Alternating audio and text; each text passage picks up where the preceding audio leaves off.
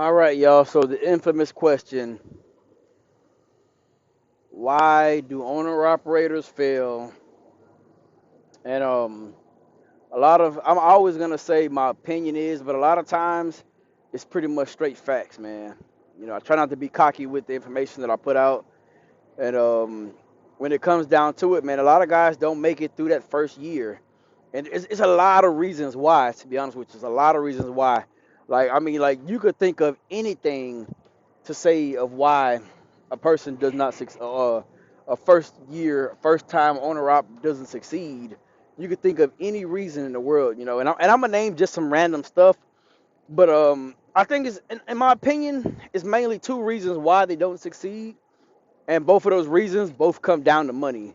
So reason number one is the driver or the owner op, business owner, whatever you want to call him, he's doing he's living above his means.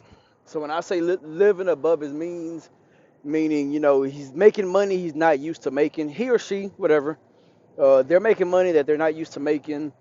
So first thing they do, hey, they go get a new car, whether it's a Charger, Challenger, a Dually, the typical stuff that most truck drivers buy. Either some type of sports car or some type of big ass truck. Excuse me. So like I said, they're just living above their means. They're going on trips, new house, new clothes, new shoes. And when I say new, I'm not saying that like you can't do these things as an owner op, but first time owner ops that's not used to making the money that an owner op makes, a lot of them that fail because they tend to go overboard. You know, I'm not saying you can't go out and buy, you know, 4 or 5 pair of jeans and some t-shirts and socks and underwears and shoes and stuff. I mean, honestly, you can do whatever the hell you want to do with your money. I don't care. But you got guys that'll go out there and they're buying $100 pair of jeans. They're buying $500 pair of shoes, and it's not just one. They're going out there. They make a $3,500 check this week. They finna go blow more than half of that. They pay their bills and then they're blowing through that money like boom. I'll just make it again next week. I'll make it again next week. You know, and that leads to the second part of why I feel like they failed is because they don't put money away to maintain that truck. Guys getting trucks out here and they're not understanding you have to maintain that truck. If you want that truck to continue working, you have to maintain it. And the worst part about it is people that are getting newer trucks, let's say 2018s and up, so 5 years old, they're not expecting for breakdowns. They're not expecting that truck to break down. That truck's supposed to have low miles, and that truck is not supposed to break down. And honestly, it's quite the opposite. You're going to experience a breakdown whether you're in a new truck or an older truck. It just all comes down to how much is it going to cost. You know, for my truck, when my truck break down, anything under $1,000, I'm excited, man. I'm happy. Woo! That ain't nothing. You know what I'm saying? We get that fixed. But when we get into the 4, 5, 6, 7, $8,000 breakdowns, then it's like, God dang, my chest start hurting, I can't breathe, stuff like that. So yeah, man, guys aren't being prepared for breakdowns, and a lot of guys live by this: if it ain't broke, don't fix it type. And I'm the type of person when it comes to my truck, I didn't know the history of this truck before I got it. Granted, if some guys are getting newer trucks and they got the history from when it first came off the assembly line. They know who's the first carrier that had it. They know every PM, tire, anything that's been done to that truck. They have the service records for it. Now, in that case, then I mean, hey, you sit down, you go through it, and you just figure out like, all right, hey, this stuff has already been changed, so I should be good with this for a couple years. But you got to learn what needs to be replaced at certain intervals because nothing lasts forever. You buy a truck and it has a turbo on it. That turbo is not going to last forever. Eventually, it is going to fail. The more wear and tear on it, the more weak that part eventually becomes. So, you have to be, the guys aren't being prepared for, like I said, maintenance work on these trucks, man. And I mean, it could be small stuff up to bigger stuff. And it's like when they making the money, they're blowing through the money to where they're not putting aside a maintenance account. Because when I was in my lease truck, man, I was pretty much putting aside $2,000 a week just for maintenance, my maintenance account. And then once I came towards the end of my lease, the money that was in my account, I pretty much just dumped it all into this truck because I no longer had any interest of keeping that lease truck, you know.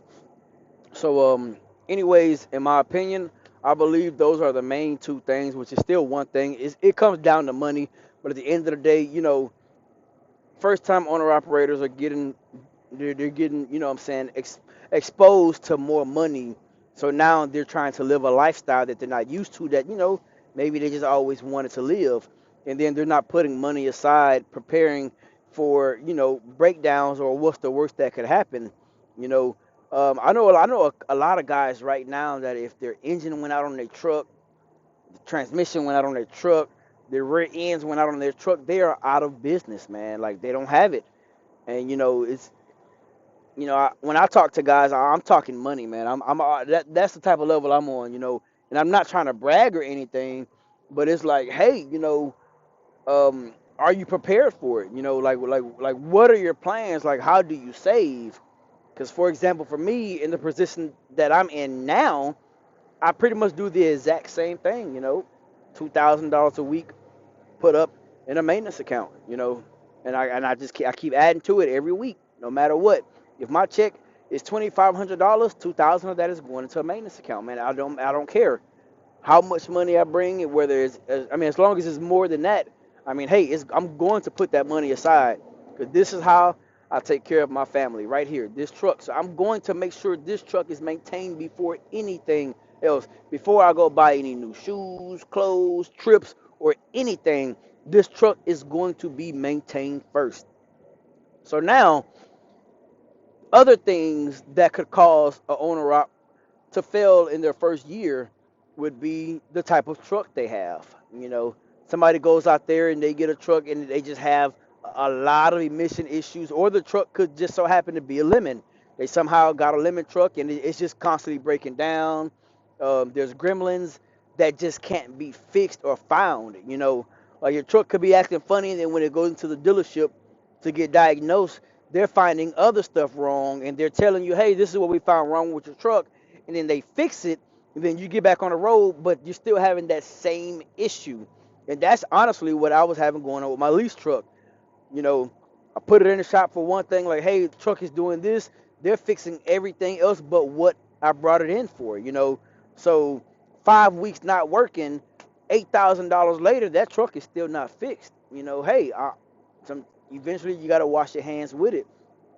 So yeah, that truck could be a reason why, what I'm saying, that the owner op didn't make it through the first year, and it could be, just a type of engine. Hey, you got a DD13, you got a DD15, you got a Cat, you got a Cummins, you got a Max Force, you got a Mercedes, you got an M11, you got an N14. Like, it could be for any reason of that truck you have, of why, what I'm saying, you didn't make it that first year. It could be the commodity that you're pulling. As of right now, containers and dry van, man, are pretty much like the low the totem pole when it comes to making money right now. So, you get out there and, dry van freight right now, $1.80 a mile, and guys are getting excited if they get $2. Granted, that was the norm back then, but to be honest with you, I couldn't see myself doing that. And I thought I would have been good with a paid off truck and trailer. Like, oh man, I could run for dirt cheap if I have to. But then when they start naming them prices and what you gotta do, oh, I ain't doing that. So like I said, it could be it could be the commodity that you're hauling.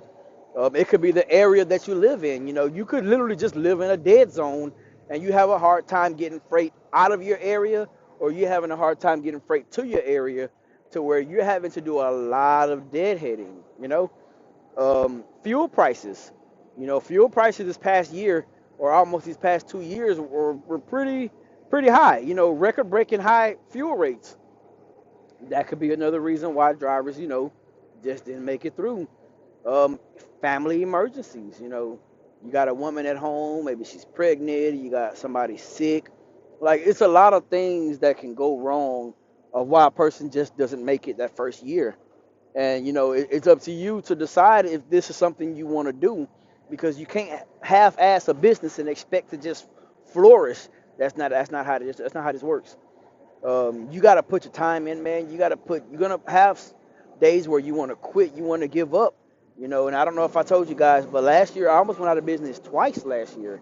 Like it was rocky, but I didn't give up.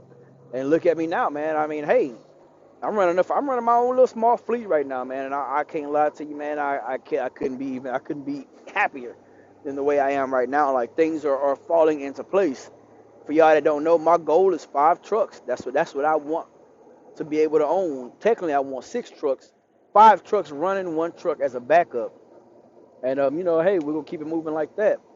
But there's a lot of reasons why a lot of owner operators go out of business their first year. It just don't work out, man. It could be they don't have any business knowledge, man. They're not educated. They didn't educate themselves enough on what they're doing or what they're trying to get into. So you got guys out here booking loads on the spot market, just literally running for they're running for pennies, man. They just doing enough to cover the fuel and the expenses, and that's it. And they're barely making enough profit to cover bills, and they don't even make enough to even maintain the truck to put anything in a savings account. It's crazy. Like I said, it's a lot of reasons why, but in my opinion, I feel like the main 2 reasons why they fail that first year is because, for one, they're making money they're not used to making, so they're out here spending, splurging, living above their means, taking trips, cars, houses, spending it on women, whatever. They just blowing through the money, man. It's like, hey, I got a $3,000 settlement this week. That's my money to blow. You know. Second, they're not maintaining that truck. So that is definitely um, something. You don't want to be one of those guys. Um, sit back and watch other YouTubers, man. Don't be afraid to reach out, ask questions, or just sit back and watch. Most of them they tell it. We put the information out to tell you ourselves. My issue was never really the money part. It was just pretty much trying to stay busy to where I don't live off of my savings. I'm real big on saving money. I'm a type of person, man. I could live off like $100 a week, to be honest with you. And I think just that $100 a week is kind of just exaggerating a little bit, because I'm cool with eating sandwiches. I'm not really a noodles eating person, but sandwiches, hot dogs, microwavable stuff, I can live off that. I can eat off dollar menus and all that stuff, because that's how I was raised. But you got guys and drivers that they just bougie. The way I look at it, they just living above their means. Trying to live this lifestyle that they used to say. It's a saying they used to say, don't ball before your time. And that's the problem when it comes to owner operators that first year. Your first year, man, in my opinion, you really shouldn't be buying anything. You got a truck, you're putting it on the road, unless that truck just brand spanking new off the showroom. And even then, guys still having problems with brand new trucks, because now they're making everything digital, so that you got having all these stupid electrical issues and gremlins in the engine and whatever. But man, your first year running your truck, you should be trying to learn that truck, learn the sweet spots on that truck, and save money. That's what you should be doing your first year. You shouldn't be out here buying cars and trucks. And now, I mean, like, if you don't work, 2, 3 months and you want to get you a cash car or something, I mean, hey, I'm not one to sit here and tell you what you should and shouldn't do. You know what I'm saying? I'm a grown person, do whatever the hell you want to do. But when it just comes down to it, man, you got to make right decisions. You got to think long term. Too many guys living in the now. I'm here for a good time, not a long time. Bull crap. I don't care, man. I'm thinking future wise. I'm setting stuff up for my kids to be set, to not have to work so hard, not have just be a slave, which is honestly how I used to feel when I used to get up and go to work. So, man, I hope this is helpful to somebody. You want to be an owner operator, man. You need to be making the right decisions. If you're a company driver wanting to be an owner operator, um, start saving. Start saving now. Start making a plan now.